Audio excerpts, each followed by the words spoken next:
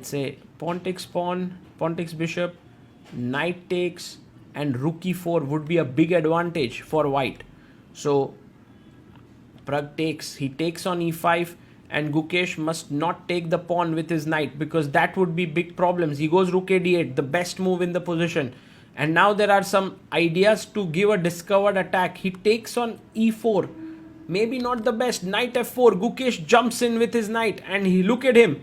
He's feeling the confidence here. He thinks he can actually now get the win here, which is interesting because actually he's a pawn down.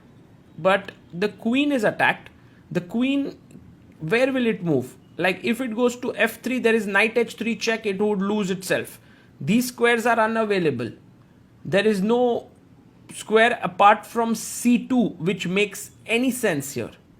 I mean, giving this queen up doesn't make that much sense. It looks very good position for white, for black. So knight f4, queen c2 is what you have to calculate.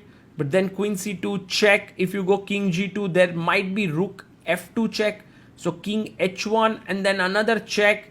You move your king up or to g1, not so sure. e4 is hanging, queen h3 could enter.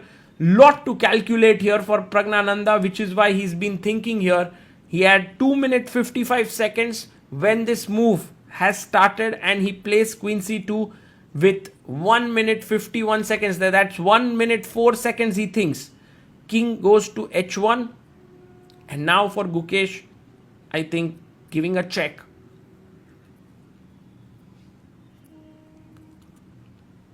Is the correct move.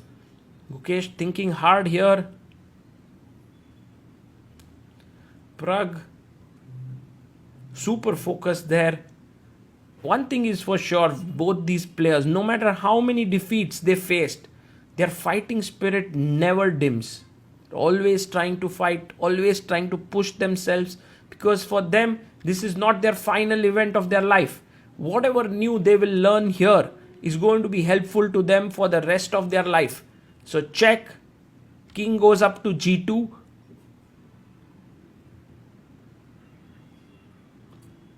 And now taking on e4 is a very logical move. But after rook e4, okay, white is a pawn up. The other plan, a very interesting move, is knight a5. You attack here, and if b4 is played, you go knight b3 attacking here, and the rook is running out of spaces because of rook d2 coming in.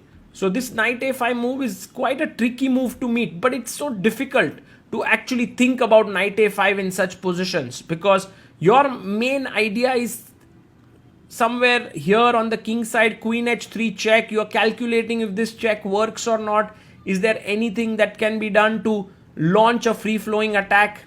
Not sure how to continue, but Gukesh has to be careful of his time. If he goes too low on the clock, plus being a pawn down, he will be in trouble there.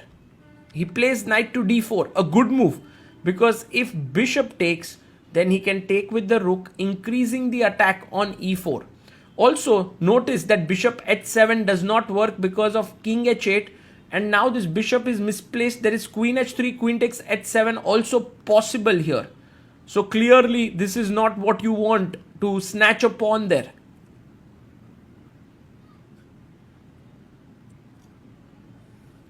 It's time for Pragnananda now to think whether he should capture this knight or not, move his queen away. He goes queen c4, and I think it's a nice move. Because if takes, pawn takes, and white is doing slightly better because of the extra pawn. And apart from that, Gukesh kind of tries to focus himself on the board and see what can he do. His knights are a little bit into the position. Maybe knight e4 can be thought of. The other idea could very well be takes, takes, takes, takes, and then knight e6. And this position should be roughly around equal, even though white is a pawn up. So queen c4 on the board, and Gukesh goes b5. I love this move actually, because he's forcing white to capture on e6, and then the knight jumps in and blockades the pawn. But there is one small problem. After queen e6, knight e6, Yes, he takes. You can save this bishop. Bishop c6 is a great move. And yes, you can be afraid of knight d3 because it's attacked here, but rook e2 kind of saves everything. Knight takes, rook takes. And I'm sure that Pragg is thinking about this idea of saving his bishop here on f3. It's thinking, goes bishop f3. Blocking here and attacking the knight. Have to be careful. If rook d2, there is rook e2 with a winning position for white. The best move perhaps is rook to d3. If you can get your rook here, it attacks b3 and f3. He finds it. Rook b3 on the board, rook d3 on the board. And now Pragg has to remain super careful here. He is losing one of the key pawns. He is pawn up right now. But after bishop e2, rook b3, he's lost that pawn. And not just losing the pawn, but the momentum is shifting here to Gukesh's favor. Pragg here now wondering what should be his move. He goes bishop c1. And now can we go knight d3? He goes knight d3. He removes his knight from this slightly perilous situation on f2. Rook f1 played. He exchanges bishop f1 and now knight to e5. So Gukesh has won a key pawn and he seems to be doing really well.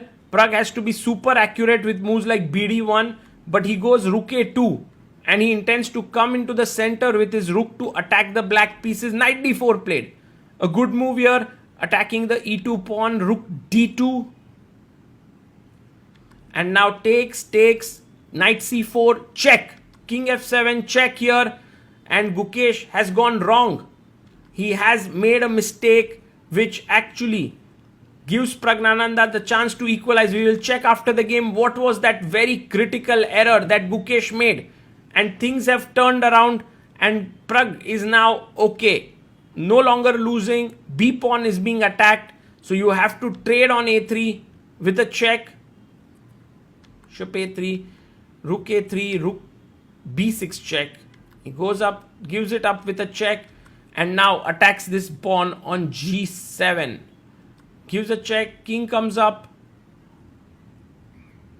rook takes. Rook takes and you can see Gukesh was so unhappy there. With this, he doesn't even realize where he missed his opportunity because he could have won here and threefold repetition. The players agree to a draw, handshake.